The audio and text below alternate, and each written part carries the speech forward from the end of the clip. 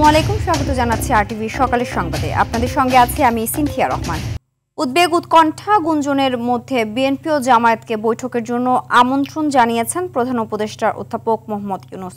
সন্ধ্যা 7:30টায় BNP এবং 8:30টায় জামায়াত ইসলামীর নেতাদের সাক্ষাতের জন্য প্রধান উপদেষ্টার বাসভবন যমুনায় আমন্ত্রণ জানানো হয়েছে।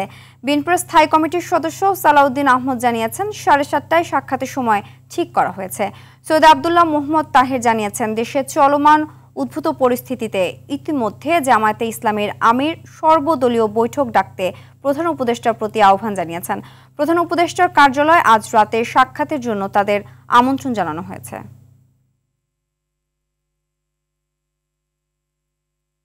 আসছে বাজেটে করমুক্ত আয়ের সীমা বাড়ছে না বলে জানিয়েছেন অর্থ উপদেষ্টা ডক্টর সালেউদ্দিন আহমেদ।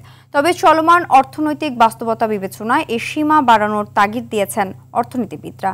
তহিদুর রহমানের রিপোর্ট। বিশ্বব্যাপী যুদ্ধাবস্থা, বিগত সরকারের সময়ের চরম দুর্নীতি সব মিলিয়ে এক সংকটের মধ্য দিয়ে যাচ্ছে অর্থনীতি। সর্বশেষ সরকারি হিসেবে মূল্যস্ফীতি ছাড়িয়েছে 9%। গেল অর্থবছরে এই হার ছিল আরও বেশি। এতে জীবনযাপনে হিমশিম খাচ্ছে নিম্ন আয়ের মানুষ। এমন বাস্তবতায় কড়া নাড়ছে 2025-26 অর্থবছরের বাজেট। মূল্যস্ফীতির চাপ কিছুটা কমাতে গবেষণা প্রতিষ্ঠান সিপিডির পরামর্শ বাজেটে করমুক্ত আয়সীমা বাড়ানোর। করমুক্ত আয়সীমা 4.5 লাখ টাকা পর্যন্ত যদি উন্নীত করা যায়, তাহলে সাধারণ মানুষ যারা কিনা নিম্ন আয়ের মানুষ, তাদের আসলে ব্যয়যোগ্য অর্থ কিছুটা বাড়ে এবং তাতে করে তারা এই উচ্চ মূল্যস্ফীতির ভিতরে তারা কিছুটা টিকে থাকতে পারেন। অন্যদিকে অর্থ উপদেষ্টা মনে করছেন এতে রাজস্ব আহরণ কমে যাবে। আমরা এখন 3.5 লক্ষ টাকা আছে, আমরা রিটার্ন পাইছি যেগুলো 75% জিরো ট্যাক্স। কেন ইমাজিন, কেন জিরো ট্যাক্স অ্যারেঞ্জমেন্ট করে জিরো করে। এখন আমি যদি আরও বাড়িয়ে দেই তো আমার 80% জিরো ট্যাক্স হবে, রেভিনিউ তো আরও হবে না।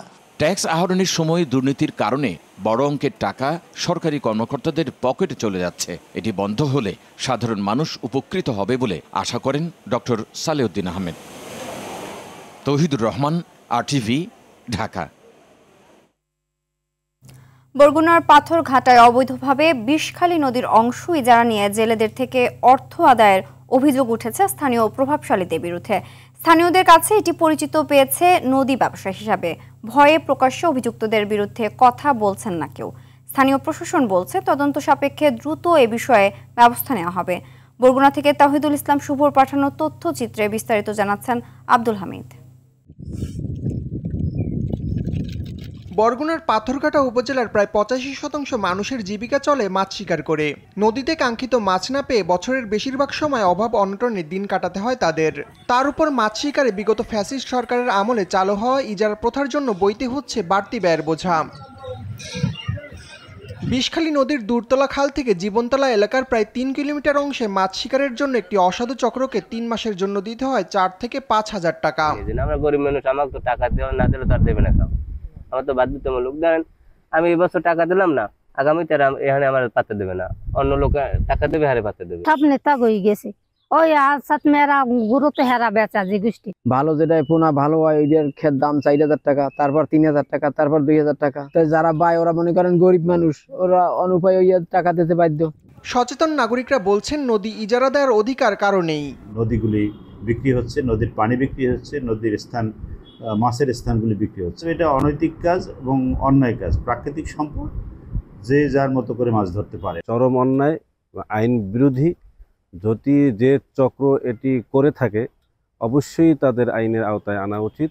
ইজারার কথা বলে উন্মুক্ত জলাশয়ে কেউ ব্যবসা করলে তাদের বিরুদ্ধে ব্যবস্থা নেওয়া হবে বলে জানান উপজেলা মৎস্য কর্মকর্তা হাসিবুল হক। যদি আমরা এমন কোনো অভিযোগ পেয়ে থাকি স্পেসিফিকভাবে, তাহলে আমরা স্থানীয় আমাদের উপজেলা প্রশাসন আছে, আমাদের থানা পুলিশ আছে, কোস্টগার্ড আছে, আমরা বলে ইমিডিয়েট ব্যবস্থা নেব। প্রভাবশালী রাজনৈতিক নেতাদের ছত্রছায়ায় চলছে এমন অবৈধ ইজারা প্রথা। বর্তমান সরকারের আমলে এর থেকে মুক্তি চান ভুক্তভোগী জেলেরা। আব্দুল হামিদ, আরটিভি। সামুদ্রিক মৎস্য সম্পদ সংরক্ষণ এবং টেকসই মৎস্য আহরণের জন্য প্রতি বছর 15 এপ্রিল হতে 11 জুন পর্যন্ত মোট 58 দিন সকল প্রকার মৎস্য নৌযান কর্তৃক যে কোনো প্রজাতির মৎস্য আহরণ নিষিদ্ধ ঘোষণা করেছে সরকার। কর্মসূচি নিয়ে আরও জানাতে বরগুনার পাথরঘাটা থেকে সরাসরি যুক্ত হচ্ছেন তাহিদুল ইসলাম শুভ। শুভ, মাছ ধরা তো নিষিদ্ধ, তো এ বিষয়ে কি কি কর্মসূচি পালন করা হচ্ছে জানাবেন।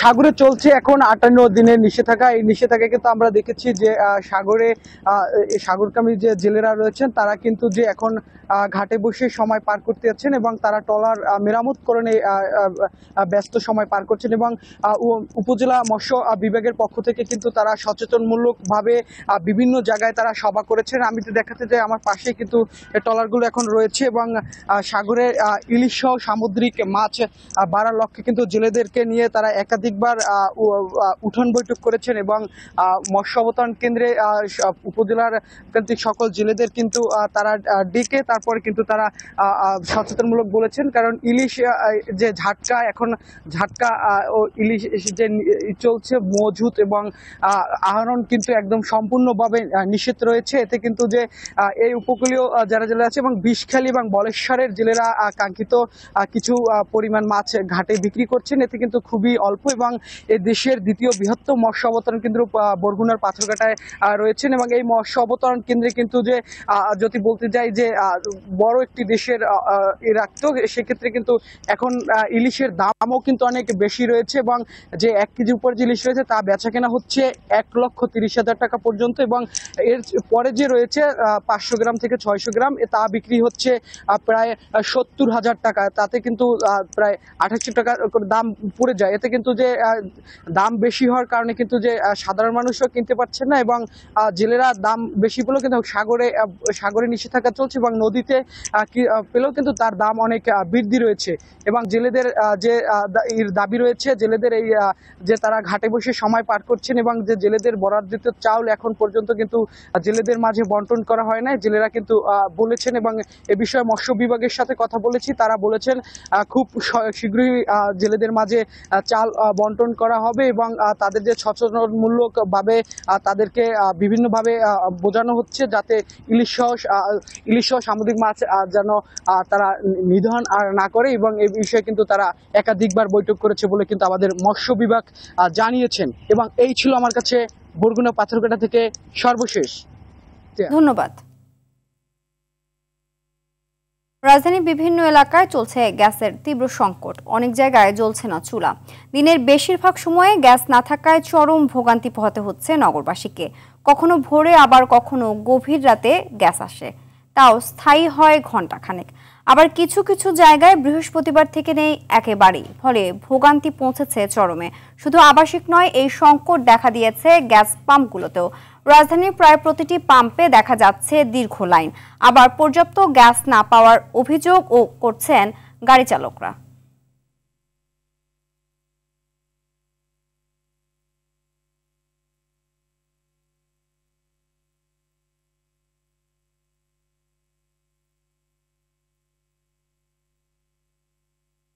দর্শক, এই মুহূর্তে রাজধানীর তেজগাঁও এলাকা থেকে সরাসরি যোগ দিচ্ছেন সহকর্মী আলওয়ান খান।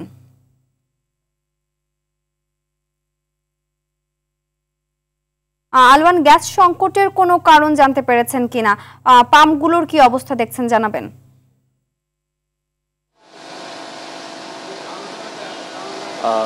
সিনথিয়া, বর্তমানে আমরা অবস্থান করছি ঢাকার রাজধানীর তেজগাঁও এলাকার একটি পাম্পে।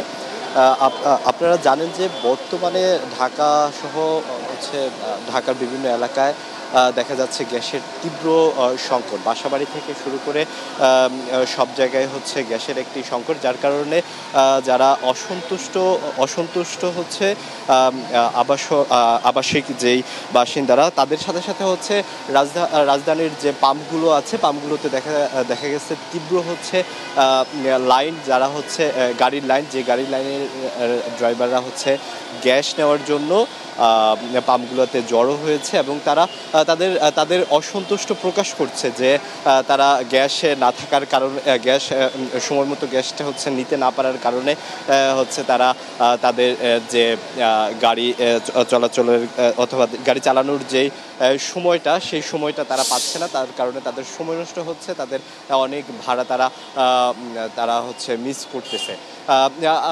সিনথিয়া, এখানে আমাদের সামনে একজন ড্রাইভার আছে, আমরা তার সাথে কথা বলবো যে গ্যাস সংকট নিয়ে সে কিভাবে দেখছে এই বিষয়টা এবং কিরকম হচ্ছে সংকট মোকাবেলা করছে।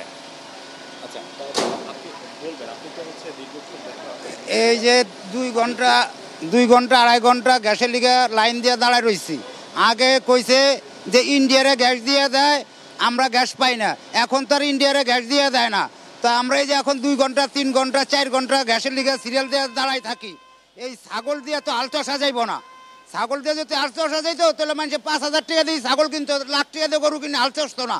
এই সরকার যদি দীর্ঘদিন আর কিছুদিন থাকে তো আমাদের মতো গরিব লোক, সাধারণ লোক যারা আমরা গাড়ি চালাই খাই, এরা না খাইয়ে মারা যাব। এরা কোনো রকম হ্যাগো চিন্তা হারা করে, কিন্তু এই সাধারণ মানুষের চিন্তা করে না। সাধারণ মানুষের যদি চিন্তা করতো তাহলে এই পরিস্থিতিটা ঘটতো না। সংকট আসলে সংকট দেখছেন হচ্ছে অন্যান্য সময় তো এরকম লাইন ধরে দাঁড়িয়ে থাকতে হতো। এই লাইনটা এই ইদারিং কিছুদিন ধরে বাড়ছে, কথাটা বুঝছেন? এই মাঝে মধ্যেই বাড়ে। এরা একটা সিন্ডিকেট করে লইছে, অর্থাৎ এরা গরিব লোকের প্রতি না, এরা কিভাবে ব্যবসা করে লই যাব, কারে কি দিব, এটা হলো ওই টেনশন। কিন্তু আমরা কি খাই বাঁচুম এই টেনশন এখন নাই। সিনথিয়া, একজন সিএনজি চালকের সাথে আমরা কথা বলেছিলাম, উনি ওনার সংকটের কথা জানালেন। আমরা এখন হচ্ছে পাম্পের যে লোকজন তাদের সাথে আমরা একটু কথা বলবো, আসলে কেমন সংকট ওনারা মোকাবেলা করছে এই বিষয় নিয়ে আমরা কথা বলবো এখানের যে হচ্ছে পাম্পের একজন কর্মকর্তার সাথে। ভাই হচ্ছে কেমন সংকট পাচ্ছেন হচ্ছে গ্যাস নিয়ে, এবং হচ্ছে কতটুকু সংকট গ্যাস না আসার কারণে আপনারা সংকট মনে করছেন এই সময়টাকে? আমাদের যে আরএস রুমে যে মিটারটা আছে ওখানে আমরা 20 বার পাওয়ার কথা, কিন্তু আমরা পাচ্ছি 7 থেকে একটু বেশি। 7-এর নিচে যদি নেমে যায় এটা বন্ধ হয়ে যাবে অটোমেটিক। একেবারে মানে কম পাচ্ছি আমরা। অনেক সময় আমাদের একটা দূরের দিকে এমনিতে বন্ধ হয়ে যায়, গ্যাস সংকটের কারণে লাইনে থাকে না। প্রায় সময় হচ্ছে গ্যাস বন্ধ হয়ে যায় মানে মাঝামাঝি সময়। অনেক সময় থাকে একেবারে মানে খুব কম, মানে বন্ধ হওয়া যাওয়ার পথ এরকম থাকে, বন্ধ হয়ে যাবে এরকম থাকে আর কি। এখন দেখা গেল যে অন্যান্য সময়ে কি এরকম সিরিয়াল থাকতো যখন হচ্ছে গ্যাস আপনার স্বাভাবিক গতিতে আসতো? না এরকম থাকতো না। 5-7টা গাড়ি থাকতো মাথা পর্যন্ত, মানে আমাদের যে ঢুকার রাস্তা ও পর্যন্ত থাকতো। আর এখন তো সিরিয়াল তো অনেক দূরে, দেখছেন হয়তো অনেক দূরে চলে যায়, প্রায় আধা কিলোমিটার। গ্যাস সংকটটা কেন হচ্ছে সেটা কি হচ্ছে আপনারা ফাইন্ড আউট করতে পারছেন কি? না আমরা যোগাযোগ করতেছি, ওনারা মানে ওটা বলতে পারতেছে না, বলছে যে এটা জাতীয় সমস্যা, যে গ্রেডটা যোগ হওয়ার কথা ওটা যোগ হচ্ছে না এই কারণে। আচ্ছা সিনথিয়া হচ্ছে সর্বশেষ এই ছিল রাজধানীর তেজগাঁও থেকে গ্যাস সংকট নিয়ে সর্বশেষ। ধন্যবাদ। গতকাল রাতে রাজধানীর যাত্রাবাড়ি পার্কে ককটেল বিস্ফোরণে নার্সারি কর্মী সহ অন্তত 7 জন আহত হয়েছে। আহতদের মধ্যে 2 জনের অবস্থা কিছুটা গুরুতর হলেও বাকিদের আঘাত মারাত্মক নয় বলে জানান প্রত্যক্ষদর্শীরা। তাদের ধারণা ফ্লাইওভারের উপর থেকে ককটেলটি নিক্ষেপ করা হয়েছে। পুলিশ জানায় তারা ঘটনাস্থল পরিদর্শন করেছেন। যদিও এ বিষয়ে এখনো কেউ অভিযোগ করেননি, তবে তারা আশাবাদী খুব শীঘ্রই সংশ্লিষ্টদের শনাক্ত করে আইনের আওতায় আনতে পারবেন।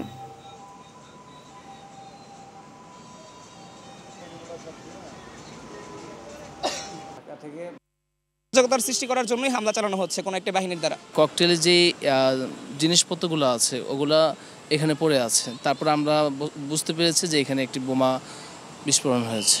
ঢাকা হতে মাওগামী যে ফ্লাইওভার আছে, ফ্লাইওভারের উপর থেকে কোনো ব্যক্তি বা ব্যক্তিরা জর্দার কৌটা দিয়ে বানানো ককটেল ছুঁড়ে মারে, পরবর্তীতে ওখানে বিস্ফোরিত হয়। ওখানে যে নার্সারি আছে, নার্সারির কর্মচারী জুয়েল, উনি বিস্ফোরিত জর্দার কৌটার যে ছিন্ন ভিন্ন অংশ তাতে সে আহত হয়, এবং সোহেল নামে আরেকজন ব্যক্তিও আহত হয়। পাশাপাশি অজ্ঞাতনামা আরও 4-5 জন সামান্য আহত হয়। সাধারণ জনগণের মাঝে আতঙ্ক সৃষ্টি করার জন্য দুষ্কৃতকারীরা এই ঘটনা ঘটাতে পারে। আসন্ন কোরবানির ঈদকে ঘিরে সারা দেশে পশুর পরিচর্যায় ব্যস্ত সময় পার করছেন খামারিরা। সিরাজগঞ্জের শাহজাদপুরের চরাঞ্চলের এক ইউনিয়নে প্রায় ৮,০০০ ষাঁড় প্রস্তুত করেছে তারা। শেরপুর ও দিনাজপুরে প্রাকৃতিক খাবার খাইয়ে চলছে গরু মোটা তাজাকরণের কাজ। দেশি জাতের গরুর পাশাপাশি ফ্রিজিয়ান ও অস্ট্রেলিয়ান জাতের গরুও আকৃষ্ট করছে ক্রেতাদের। প্রতিনিধিদের পাঠানো তথ্যচিত্রে আরও জানাচ্ছেন আব্দুল হামিদ।